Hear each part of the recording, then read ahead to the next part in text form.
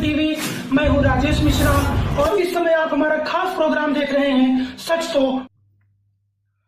अस्सलाम वालेकुम रहमतुल्लाहि वबरकातुहू। मैं मोहम्मद सलीम और इस वीडियो के बाद आपको जो है senior advocate Avtar Singh Rawat sir का जो है एक ऑडियो मैसेज आया है आप तमाम हीरा ग्रुप कस्टमर्स के लिए, और उसको गौर से सुनिए। और जैसे कि मैं पहले भी बता चुका हूँ कई सारे वीडियोस में, जो लीगल टीम है सुप्रीम कोर्ट की, वो लीगल टीम जो है आपा कहीं नहीं, आपा नवेरा शेख कहीं नहीं, तमाम हीरा ग्रुप कस्टमर्स का जो है सोचने वाली लीगल टीम है। और इस ऑडियो को सुनने के बाद आपको जो है बहुत सारी जानकारी मिलेंगी। तो आप लोग जो है इस ऑडियो को सुनिए और अपने जहनों में बिठा लीजिए। और इसके बाद जो है कभी किसी के भी ऑडियो वीडियो आते हैं पैनिक करने के लिए, तो उसको पूरा टोटली जो है बाइकआउट करिए, नज़रअंदाज करिए। बस अल्लाह से दुआ करिए कि ये मामला जल्द से जल्द हल हो जाए। और इंशाल्लाह जिस तरीके से तेलंगाना में अपने को जीत हासिल हुई है, इंशाल्लाह सुप्रीम कोर्ट में भी जीत हासिल होंगी। ठीक है। अस्सलाम वालेकुम रहमतुल्लाहि वबरकातुहू।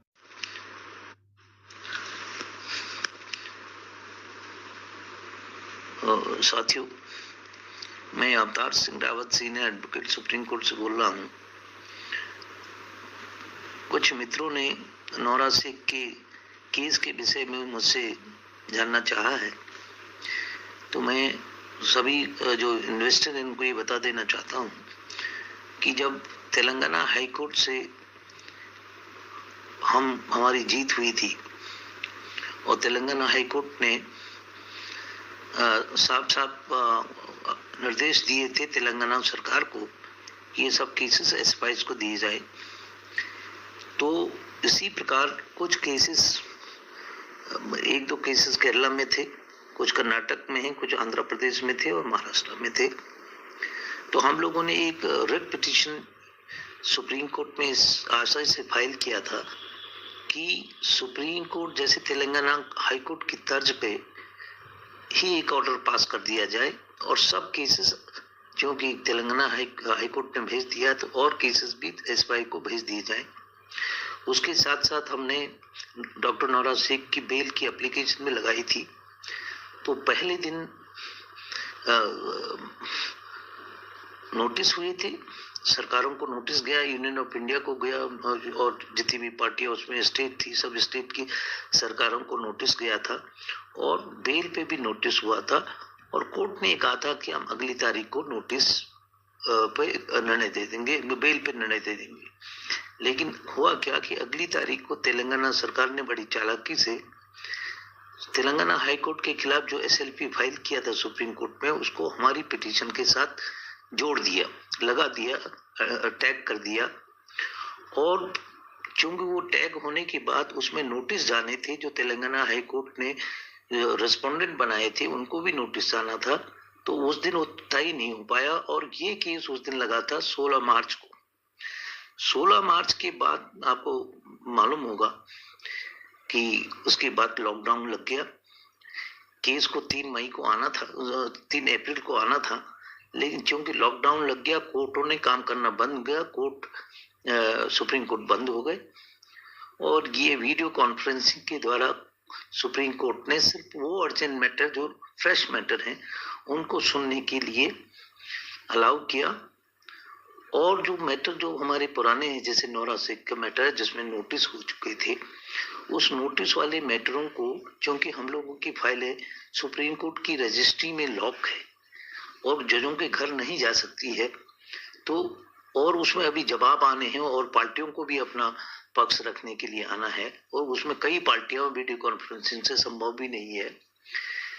तो इसलिए मैंने उनसे, या हमारी जो पूरी यहाँ पे टीम काम कर रही है, रणजीत कुमार हैं या मुकुल रोहतगी हैं, सबने ये सोचा कि हमने इनसे कहा था कि महाराष्ट्र में जो एडवोकेट नौरा शेख के केसेस को देख रहे हैं, उनसे हमने रिक्वेस्ट किया था कि आप लोग यहाँ पे एक बेल लगाएं, इंटरिम बेल। ये कोरोना की वजह से जो इंटरिम बेल सुप्रीम कोर्ट ने जो आदेश दिया था कि जेलों में ये सोशल डिस्टेंसिंग का जो फॉर्मूला वो हो नहीं पाता, इसलिए कुछ जिन लोगों की का अपराध 7 साल की सजा से कम है उन लोगों को बेल पे छोड़ने की प्रक्रिया शुरू की जाए और ये कहा कि ये काम वहाँ एक कमेटी बनेगी, सरकार वो करेगी।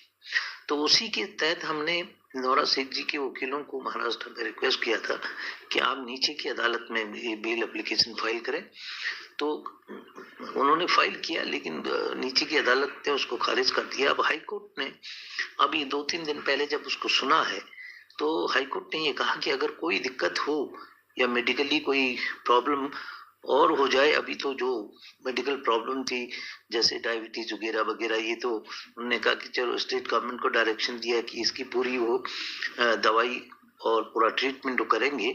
लेकिन जैसे कोविड जैसे वाइकुला जेल में अब अभी खबर आई है कि कुछ इन्फेक्शन हो गया है, तो हम कोर्ट ने हमको लिबर्टी दे रखी थी वह महाराष्ट्र के वकीलों को कि अगर कोई ऐसी दिक्कत होती दोबारा हमारे पास आओ।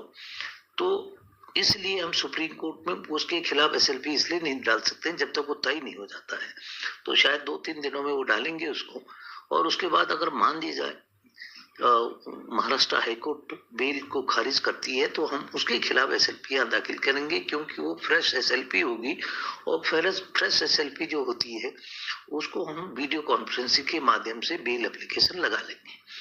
और जहां तक पुरानी केसों का सवाल है, वो जब तक कोर्ट नहीं खुलेगी वो हो नहीं सकता। ये हमारा दुर्भाग्य है कि इस बीच लॉकडाउन लग गया और दूसरे में तेलंगाना स्टेट ने अपनी SLP हमारे साथ जोड़ के उनमें भी और पार्टियों को नोटिस कर दिया, उससे विलम्ब हो गया। नहीं तो आज तक नोरा शेख जी को बेल मिल जाती। तो हम इंशाल्लाह हम भगवान से प्रार्थना करते हैं, अल्लाह से प्रार्थना करते हैं कि उनको पहले तो महाराष्ट्र हाईकोर्ट बेल दे दे, और अगर वो नहीं होती है तब हम ये वीडियो कॉन्फ्रेंस के माध्यम से दूसरी एक फ्रेश बेल यहाँ पे डालेंगे। और इसलिए मेरा तो ये सबसे कहना है कि यहाँ पे हम लोग जितनी भी टीम है, चाहे मुकुल रोहतगी है, रंजीत कुमार जो सॉलिसिटर जनरल पहले थे बीजेपी के, तो ये हम सब मिलके कोशिश कर रहे हैं कि जल्दी से जल्दी केस हमारे पक्ष में हो। लेकिन ये समय के हिसाब से व्यवधान हो गया, इसलिए हो नहीं पाया। तो आप लोगों को चिंता करने की आवश्यकता नहीं है। और इतना मैं कहना चाहता हूँ कि इन्वेस्टर का एक पैसा वापस उनको मिलेगा, उसमें कोई दिक्कत नहीं है। थोड़ा सब्र करें। और आज तक ये दिक्कत ही नहीं होती, कई लोगों की रोजगार चली गई, नौकरी चली गई, ये सब चीजें होती नहीं। लेकिन चूंकि कुछ लोग जो नोरा शेख को देखना नहीं चाहते थे प्रगति करते हुए या आगे बढ़ते हुए नहीं देखना चाहते, उन लोगों ने डॉक्टर नोरा शेख को इस ढंग से फंसाया और उस पूरे जो व्यापार है उसको आज 2-3 साल से देखिए पूरा चौपट कर दिया है। लेकिन फिर भी हम ये कहना चाहते हैं कि सब इन्वेस्टर का पैसा मिलेगा।